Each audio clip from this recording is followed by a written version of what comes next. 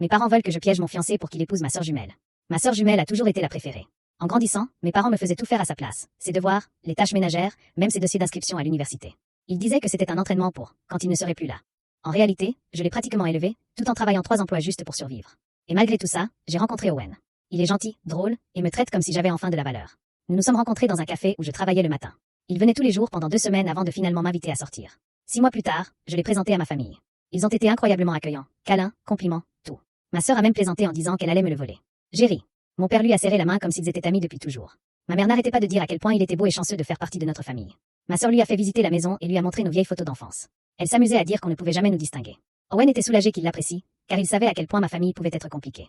Il connaissait toutes mes histoires sur le fait d'avoir été la nounou non payée de ma propre sœur. Ce soir-là, nous avons parlé de notre avenir, la lune de miel, notre future maison, nos enfants. J'étais si heureuse. Pour la première fois depuis des années, je me sentais libre. Le lendemain, mes parents m'ont invité à bruncher. Owen travaillait, alors j'y suis allée seule. J'imaginais des discussions sur le mariage, la robe, les couleurs, mais l'ambiance était étrange. Ma sœur ne me regardait pas. Mes parents étaient trop calmes, comme s'ils avaient répété quelque chose. Ma mère m'a servi du jus d'orange, s'est assise face à moi, et a dit: Nous avons besoin que tu laisses ta sœur te remplacer à ton mariage. J'ai cru à une blague. J'ai ri nerveusement. Mais mon père a confirmé, très sérieux. Ils m'ont expliqué que ma sœur ne trouverait jamais personne seule, trop timide, trop maladroite, trop dépendante. Et puisque Owen ne pouvait pas nous distinguer, c'était logique qu'elle prenne ma place. Ils avaient tout prévu.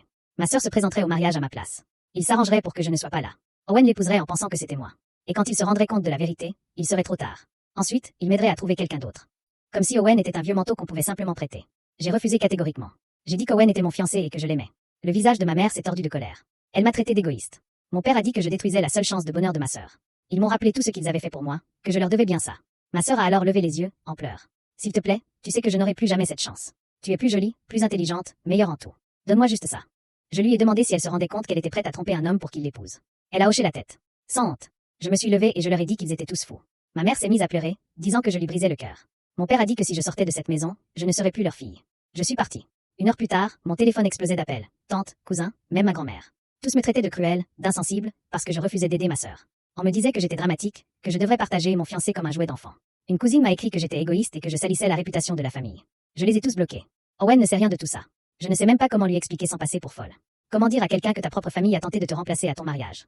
Qu'ils étaient prêts à ruiner la vie d'un homme pour que ta sœur ne reste pas seule? Une part de moi veut les rayer à jamais de ma vie.